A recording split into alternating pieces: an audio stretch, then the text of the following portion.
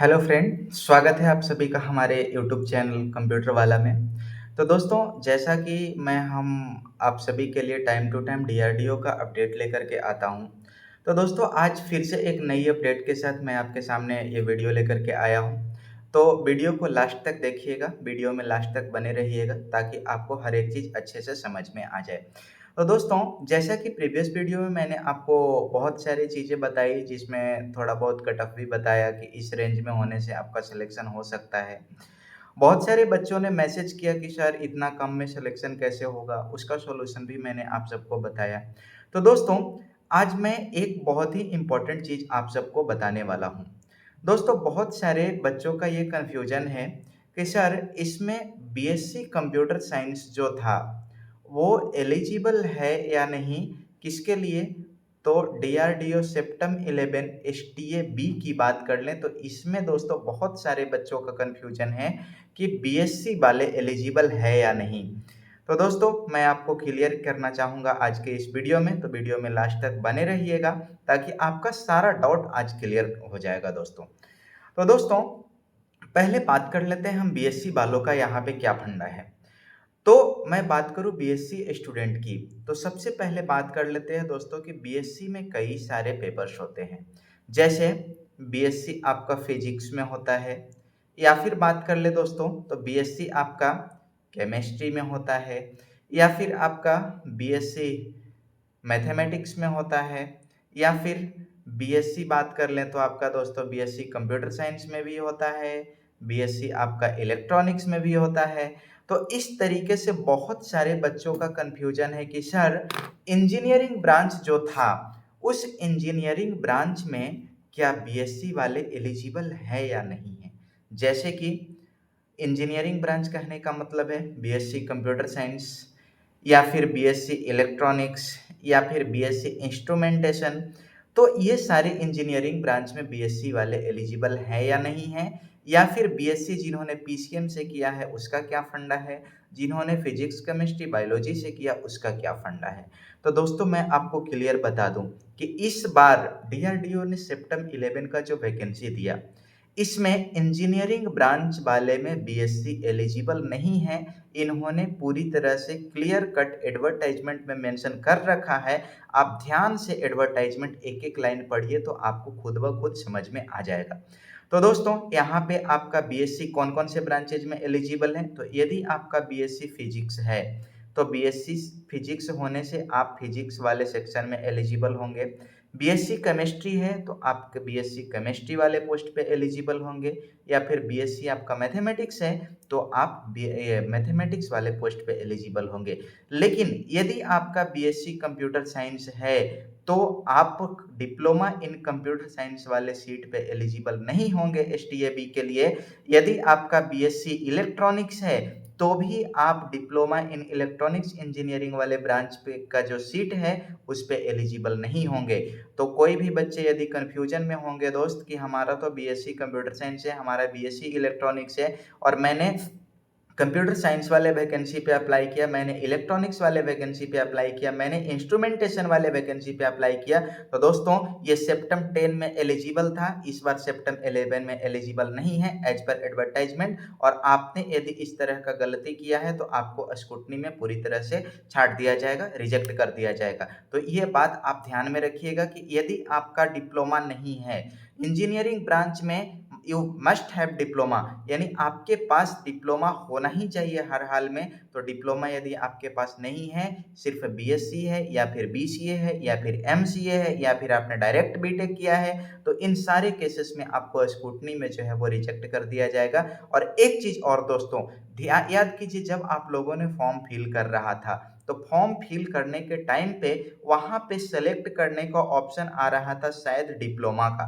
तो diploma in engineering select करने का ऑप्शन आ रहा था दोस्तों, उसके बाद ब्रांच सेलेक्ट करना था। तो सबसे बड़ी बात यह है यहाँ पे कि आपने बीएससी कहाँ से फिल किया, आपने बीएससी का डॉक्यूमेंट कैसे अपलोड किया, क्योंकि फॉर्म अप्लाई करते समय तो इंजीनियरिंग ब्रांच वालों में बीएससी का ऑप्शन ही नहीं आ रहा था।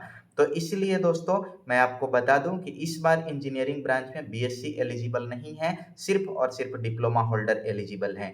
बाकी दोस्तों बात कर लेते हैं आपका बीटेक वालों की।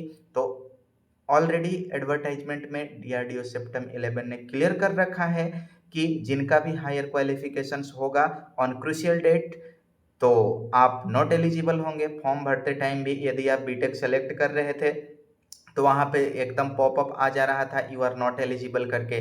तो दोस्तों मैं आपको बता दूं कि किसी ने भी यदि गलती से डिप्लोमा सेलेक्ट करके और हो सकता है कि कोई और सर्टिफिकेट आपने अपलोड कर दिया, तो आप स्क्रूटनी में पूरी तरह से रिजेक्ट कर दिए जाओगे। या फिर आपके ने किसी भी तरह का हायर क्वालिफिकेशंस कंप्लीट कर रखा हो, तो भी आपको स्क्रूटनी में पूरी तरह से रिजेक्ट कर दिया जाएगा। तो दोस्तों इस तरीके से इस बार डीआरडीओ ने जो है वो काफ़ी अच्छी अपॉर्चुनिटी दी थी डीआरडीओ ये डिप्लोमा वाले स्टूडेंट्स के लिए, डिप्लोमा होल्डर के बच्चों के लिए, जिसमें हाईली हाईली क्वालिफाइड बच्चों को ये डायरेक्टली डिबार किया गया था। डायरेक्टली इन्होंने मना किया है कि हाईली क्वालिफाइड जितने भी हैं उन सभी को इसमें नॉट एलिजिबल किया जाएगा। क्यों? क्योंकि यह वैकेंसी डिप्लोमा लेवल के लिए है, तो सिर्फ डिप्लोमा के बच्चों को ही मिलेगी। और बात कर ले बीटेक की, तो डीआरडीओ दोस्तों बीटेक के लिए अलग वैकेंसी देती है, एमटेक पीएचडी वालों के लिए अलग वैकेंसी देती है और डिप्लोमा वालों के लिए ये अलग वैकेंसी देती है। तो ये चाहते हैं दोस्तों कि जिस लेवल का वैकेंसी हो उसी तरह के बच्चे इनको मिले और उसी तरह के बच्चों के थ्रू ये पोस्ट को फुलफिल किया जाए। तो दोस्तों आप सभी इस कंफ्यूजन में ना रहें और आपका इसी पे जो है वो कट ऑफ काफ़ी ज़्यादा डिपेंड करने वाला है।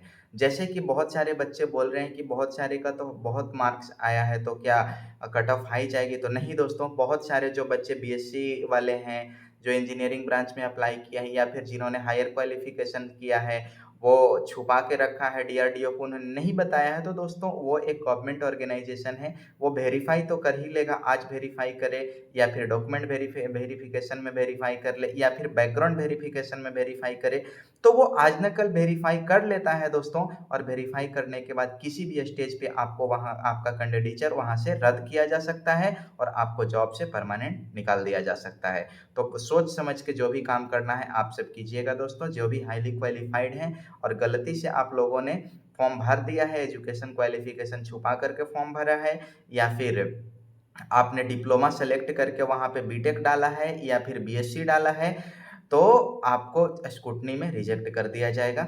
ये हम नहीं बोल रहे हैं दोस्तों, ये डीआरडीओ ऑर्गेनाइजेशन का कहना है, इन्होंने एडवर्टाइजमेंट में क्लियर कट मेंशन कर रखा है। अब दोस्तों बात कर लेते हैं कि आखिर ऐसा क्यों हुआ? तो दोस्तों आप सभी को पता होगा कि 2012 में जम्मू कश्मीर में एक सुप्रीम कोर्ट एक केस हुआ था 2 वैकेंसी के ऊपर, जिसमें एक वैकेंसी था आपका टेक्नीशियन ग्रेड 2 का और एक वैकेंसी था जूनियर इंजीनियर का। तो मैं आपको उसका थोड़ा-सा ओवरव्यू दे दूँ दोस्तों कि उस केस में क्या था कि कुछ जूनियर इंजीनियर वाले जो बच्चे थे, वो डिप्लोमा वाले थे और टेक्नीशियन वाले जो थे, उसपे सिर्फ़ आईटीआई वाले एलिजिबल थे। लेकिन आईटीआई वाले सीट पे डिप्लोमा वाले बच्चे ने ये बोल कर के फॉर्म अप्लाई कर दिया कि हम उससे हाईली क्वालिफाइड हैं, हमारे पास आईटीआई भी है, डिप्लोमा भी है, तो मैं उस वैकेंसी को फुलफ़िल कर ये उसके एलिजिबिलिटी क्राइटेरिया को फुलफ़िल कर रहा हूँ। तो ऐसा बोल कर के जो है वो डिप्लोमा वाले बच्चों ने टेक्नीशियन ग्रेड 2 का वैकेंसी अप्लाई कर दिया, जिसकी वजह से वहाँ पे टेक्नीशियन वाले बच्चों ने केस किया। केस हाई कोर्ट में चला, उसके बाद सुप्रीम कोर्ट में गया और सुप्रीम कोर्ट जो है वो उसको फाइनल जजमेंट क्या दिया दोस्तों? तो फाइनल जजमेंट उसका ऐसा आया कि जितने भी लोअर ग्रेड का पोस्ट है, उसमें हाईली क्वालिफाइड बच्चे एलिजिबल नहीं होंगे। यदि एडवर्टाइजमेंट में मेंशन कर रखा है कि हाईली क्वालिफाइड या फिर higher qualifications are not eligible, then आपका सुप्रीम कोर्ट भी कुछ नहीं कर पाएगा। आप उसके लिए एलिजिबल नहीं होंगे, मतलब नहीं होंगे। ये हमारा नहीं दोस्तों, ये सुप्रीम कोर्ट का भी जजमेंट है। आप उसका सुप्रीम कोर्ट के वेबसाइट पे जाकर के देख भी सकते हैं और मैं इसका पीडीएफ जो है अपने टेलीग्राम चैनल पे दिया भी हूँ, तो आप वहाँ से जाकर के इस चीज़ को देख सकते हैं। तो सुप्रीम कोर्ट का कहना है दोस्तों कि यदि एडवर्टाइजमेंट में मेंशन कर रखा है कि हायर क्वालिफिकेशंस एलिजिबल नहीं है, तो आपको किसी भी सूरत में आपका एलिजिबिलिटी कंफर्म नहीं होगा यदि आपके पास हायर क्वालिफिकेशंस है तो।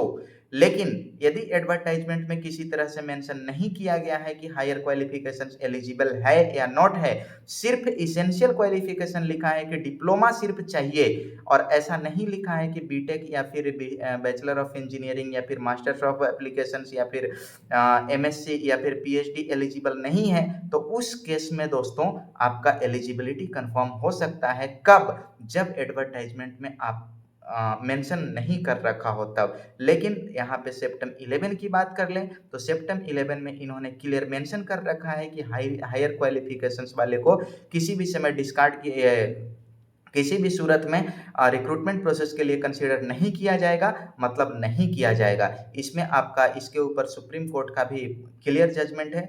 तो दोस्तों आई होप ये इन्फॉर्मेशन आप सभी को अच्छी लगी होगी, तो इस चीज़ को आप ध्यान में रखिएगा दोस्तों। सुप्रीम कोर्ट का भी जजमेंट है कि जो भी लोअर ग्रेड का पोस्ट है उस पे हायर क्वालिफिकेशंस वाले बच्चे एलिजिबल नहीं होंगे। यदि इन फ्यूचर किसी तरह से आप एलिजिबल हो जाते हैं और किसी बच्चे ने केस करता है या सुप्रीम कोर्ट में चैलेंज, हाई कोर्ट में चैलेंज करता है, तो फिर आपका कैंडिडेचर रद्द कर दिया जा सकता है और आपके ऊपर लीगल एक्शन भी हो सकता है कि आखिर ऐसा आपने क्यों किया उस ऑर्गेनाइजेशन के साथ, क्योंकि उन्होंने पूरी तरह से क्लियर कट बता रखा है।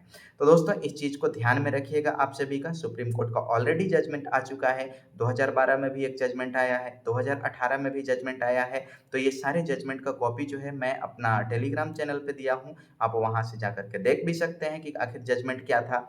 तो उसी जजमेंट को फॉलो करता है, उसी पे बेस्ड है आपका ये डीआरडीओ सेप्टेम 11 का, जिसमें हायर क्वालिफिकेशन किसी भी सूरत में एलिजिबल नहीं होगा, सिर्फ और सिर्फ डिप्लोमा वाले बच्चे एलिजिबल होंगे और बीएससी वाले जो फिजिक्स, केमिस्ट्री और मैथमेटिक्स वाले हैं सिर्फ वही एलिजिबल होंगे। तो दोस्तों ये एक छोटा सा इन्फॉर्मेशन था आप सभी के लिए। आई होप ये वीडियो आप सभी को अच्छी लगी होगी। यदि वीडियो अच्छी लगी तो अपने दोस्तों के साथ भी शेयर कीजिए और उन दोस्तों के साथ भी शेयर कीजिए जिनका अभी तक कन्फ्यूजन है कि बीटेक वाले एलिजिबल है या नहीं, बीएससी वाले एलिजिबल है या नहीं, तो उन सभी के साथ शेयर कीजिए ताकि उन सभी का कन्फ्यूजन दूर हो सके। तो इस तरह से दोस्तों मैं समाप्त करता हूँ अपने वीडियो को और फिर मिलेंगे हम लोग नेक्स्ट वीडियो में एक नई अपडेट के साथ। धन्यवाद।